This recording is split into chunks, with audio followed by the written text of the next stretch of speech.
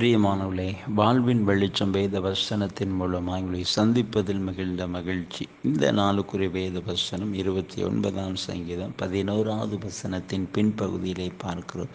கர்த்தர் தமது ஜனத்துக்கு சமாதானம் அருளி அவர்களை ஆசீர்வதிப்பார். கர்த்தர் தம்முடைய ஜனத்திற்கு சமாதானம் அருளி அவர்களை ஆசீர்வதிப்பார் என்று சொல்லியிருக்கு. நிச்சயமாகவே கர்த்தர் தம்முடைய பிள்ளைகளுக்கு ஒரு சமாதானத்தை அருளி செய்கிற தேவனாக இருக்கிறார். இன்றைக்கு சமாதானம் இல்லை, நிம்மதி இல்லை, ஒரு ஆறுதல் இல்லை, ஒரு மன அமைதி இல்லை என்று சொல்லி கலங்கியிருக்கிறீங்களா?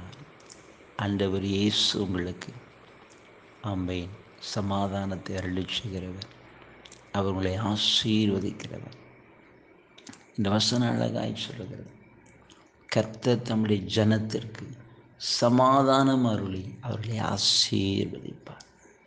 நினைவுடைய வாழ்க்கையில் பார்க்குறோம், எல்லாம் நன்மை இருக்குது, எல்லாமே இருக்குது, ஆனால் மனதில் நிம்மதி இல்லை அப்படின்னு சொல்லுகிறத பார்க்குறோம்.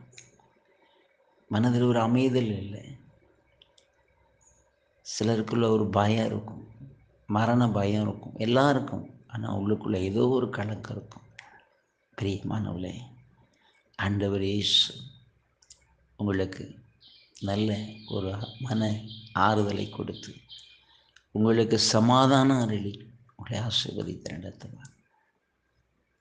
வேத வசனம் சொல்லுது, கர்த்தர் என்று எழுதியிருக்கிறது, தமது ஜனத்திற்கு அவர் இப்படி செய்வார்.